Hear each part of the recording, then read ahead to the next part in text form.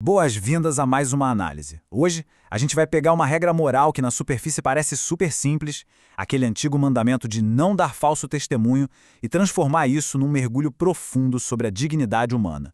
O que vamos explorar juntos através dos textos e dados históricos é o poder real, literalmente de vida ou morte, que existe na ponta da nossa língua. O tema central é exatamente este: o amor que guarda a língua. E aí fica a grande pergunta para abrir a nossa exploração de hoje. Onde será que a crise da verdade e as famosas fake news começaram de verdade? A gente costuma achar que essa relativização toda, onde a conveniência atropela os fatos, é uma exclusividade da nossa era da internet e das redes sociais.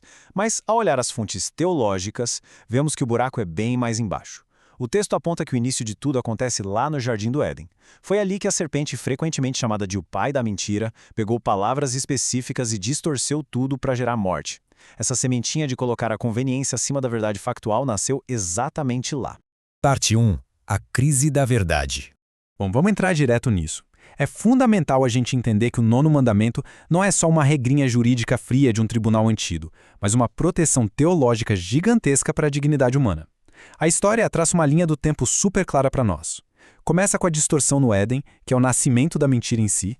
Aí avançamos para o antigo Israel, onde as palavras eram tratadas rigidamente como questões de sobrevivência. E finalmente chegamos ao nosso relativismo moderno, onde a conveniência volta a ditar as regras e pisar nos fatos. No fim das contas, a tensão histórica toda gira em torno de uma única questão: as nossas palavras estão a serviço da verdade ou da distorção? O que nos leva à parte 2. A mentira que mata. E olha, ao analisar os registros, as apostas com o que a gente fala são incrivelmente altas. Tem um contraste temático antigo aqui que é de cair o queixo. Lá no Egito, a palavra de um escravo não valia absolutamente nada. Zero peso probatório, zero dignidade. Mas em contrapartida, no Sinai, a lei inverte tudo e diz que a palavra do povo é sagrada. Isso é uma mudança de paradigma absurda. A lei divina elevou a dignidade humana, garantindo que o que a gente diz importa. E por um motivo muito simples: a vida do próximo passou a depender da veracidade do que é dito. E na prática, o negócio era seríssimo. Nos antigos tribunais de Israel, um falso testemunho podia, literalmente, mandar um inocente para execução. A fonte é categórica: mentir era uma forma de assassinato. E isso ancora a nossa ideia de que uma mentira nunca, jamais, é só um errinho inofensivo ou um deslize bobo de comunicação. Naquela estrutura, a mentira era tratada como uma arma letal sem tirar nem pôr.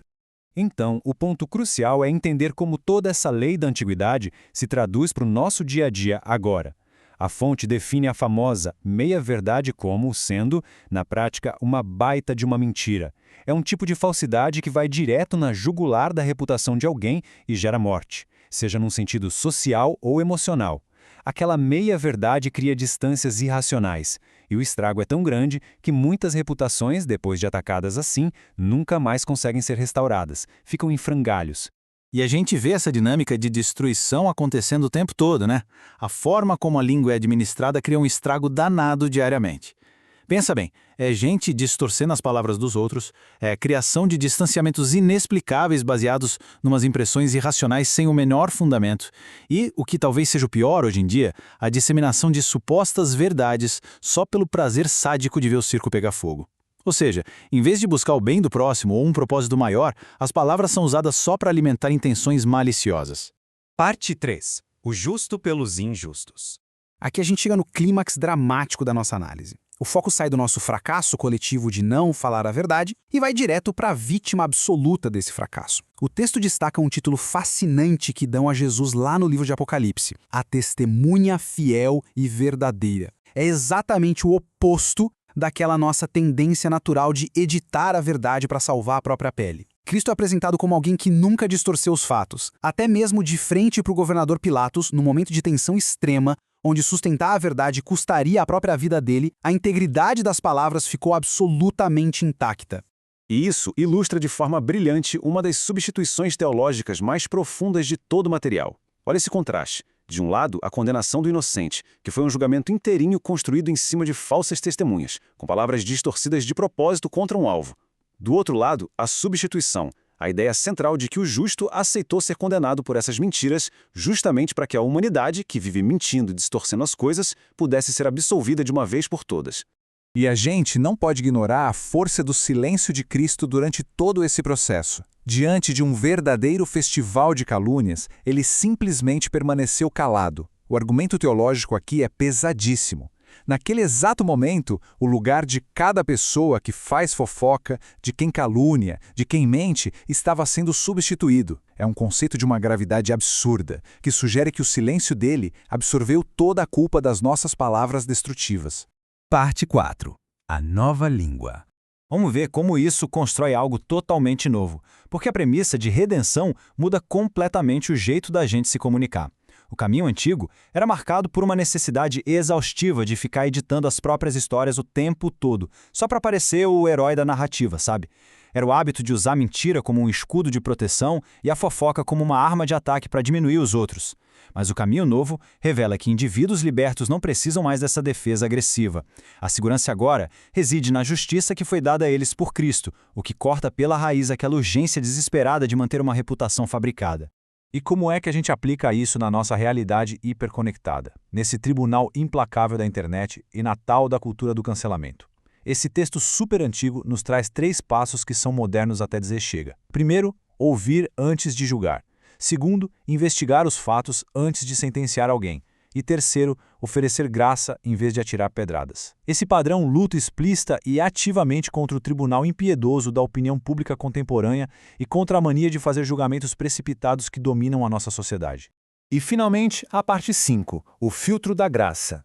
A regra de ouro para interagir no dia a dia é muito forte. A pessoa do seu lado é alguém por quem Cristo morreu. Partindo desse princípio básico, se uma verdade que a gente sabe sobre o outro não tem o potencial de curar a pessoa ou de trazer glória genuína a Deus, então ficar em silêncio é uma atitude infinitamente mais cristã do que abrir a boca e falar. A fofota perde a força na mesma hora quando a gente compreende o valor gigantesco e inestimável da pessoa que virou o alvo dos comentários.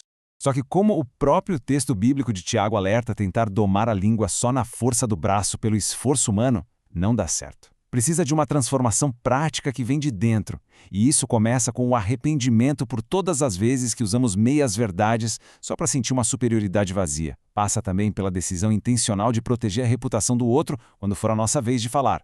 E, no fim das contas, exige uma dependência real do espírito da verdade para refazer o nosso vocabulário de forma definitiva.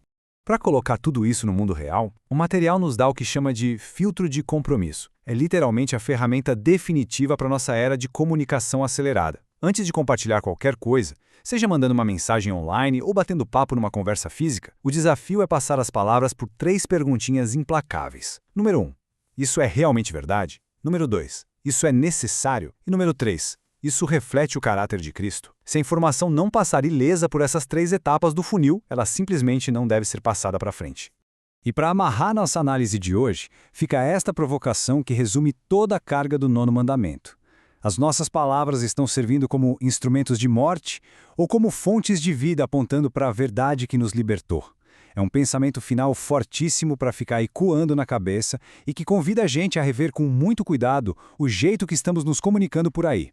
O peso vital daquilo que sai da nossa boca é inegável. Muito obrigado por acompanhar mais este estudo e por buscar sempre ir um pouco além da superfície.